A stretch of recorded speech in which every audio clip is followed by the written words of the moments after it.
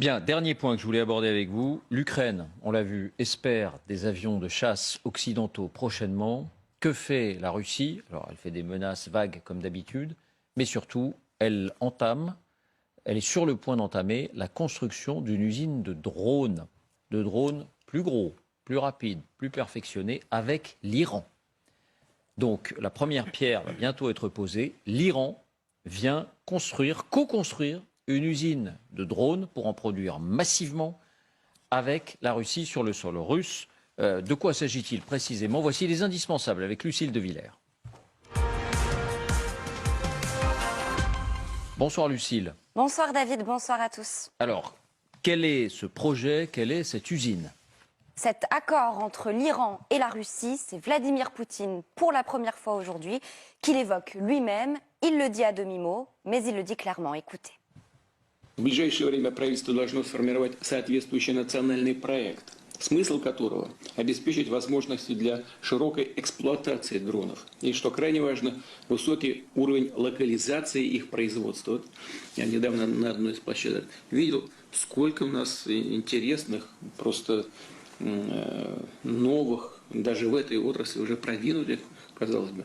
Прошу агентство оказать необходимую экспертную поддержку субъектам Федерации, как в части формирования спроса на беспилотники, так и создания на местах современной инфраструктуры для их широкого использования. Весной обсудим результаты всей большой совместной работы на специальном совещании. Des tas de personnes intéressantes, ce sont effectivement les Iraniens. Cet accord a été enclenché il y a exactement un mois avec la visite sur site de deux de leurs représentants. L'Iran va donc fabriquer des drones militaires directement sur le sol russe.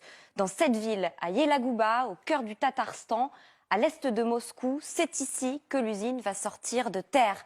Pour la petite histoire, c'est là qu'est née la première voiture de la gamme Aorus Senat, la voici, conçue spécialement pour Vladimir Poutine. Voilà, c'est ce qu'on appelle l'économie de guerre, reconvertie toutes les usines vers l'armement. L'Iran fournissait déjà des drones à la Russie, Lucille. Oui, et on les a vus à l'œuvre sur les infrastructures ukrainiennes, avec ce bruit caractéristique de tondeuse à gazon qui a, il faut bien le dire, terrorisé la population. Il s'agit d'un drone Shahed 136, long d'environ 3,50 m et de 200 kg.